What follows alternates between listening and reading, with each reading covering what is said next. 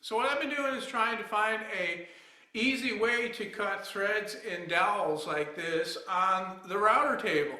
Now here's my mechanism, the basic shape of it. What I did was I started the thread on the end of the dowel. Now I came up with a couple of different ways of doing that. Non più tra I farfalloni amoroso, notte giorno di torno girano, delle belle turbando al riposo. But I found that the easiest way, after all, was to wind a strip of 1/4-inch paper around. The 1/4-inch corresponds with the thread pitch that I want on the threading. So once that lead-in thread was cut, it could follow this pin that's offset from the cutter by 1/8 of an inch.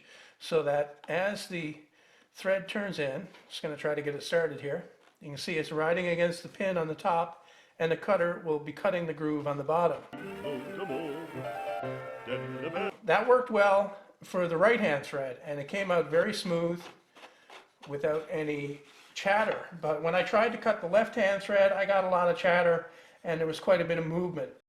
Basically what happens is that when the pin gets in the groove, it follows that groove exactly, and if there's a little bit of play in there, that's no good. Also, if there's a little bit of variation, if it waves a little bit, then that will follow through right on down the line, and it'll actually get magnified. As you can see on the end here, it's actually pretty wavy, that thread.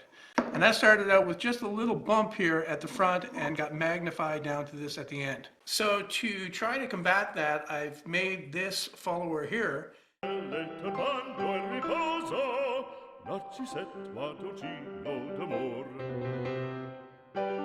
it is exactly the thickness of the cut that's on the thread, so it fits in there neatly. I've also rounded out the end here so that it better conforms with the roundness of the dowel. So what that'll be is a better guide for the thread cutting operation, because it won't rely on just a single point like the end of the drill bit did. It has a wider contact area, so I'll wind up with smoother threads all the way through.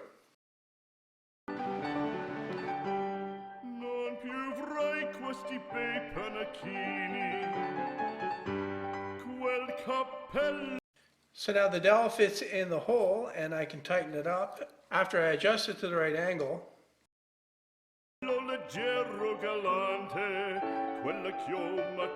I've removed the guide so I can actually see the dowel as it turns.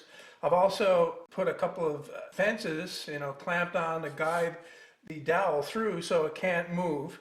And to the bottom one here, I screwed on this piece of wood that will act as a pointer that will point to the gap between the strips of paper as it winds around. And that's what I'll do, is I'll eyeball that as I slowly turn it and keep it in line with this. Non più tra I farfalloni amoroso, notte giorno di torno girano, delle belle turbando al riposo. Alright, I've cut enough of the threading at the beginning here. As you can see, I was being very careful to try to stay in line. I'm just going to remove this, and then I'm going to remove this piece of OSB that's holding it in, and then I can remove the dowel from there, and I'm going to take the tape off. I have it set up so that it's very close. Anyway, we'll fire it up and try it and see what happens. Non più avrai questi bei panacchini, quel cappello leggero galante, quella chioma, quell'aria brillante, quel vermiglio d'onesco color, quel vermiglio d'onesco color. Non più avrai quei panacchini, quel cappello, quella chioma, quell'aria brillante. Okay, well that looks pretty good. I'm just going to take it out of there and have a better look. Now, as you can see, that's very nearly a perfect thread. I'm just going to take some sandpaper and rub some of these woolies off here to get a better look. I have to say that I'm pleased with the results of that run. The thread looks perfect. It doesn't have any of the wiggly stuff that the other one did.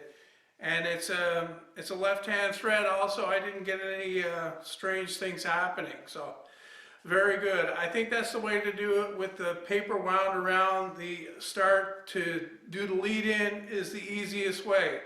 All you have to do is just be careful and go slow, winding it in to begin with.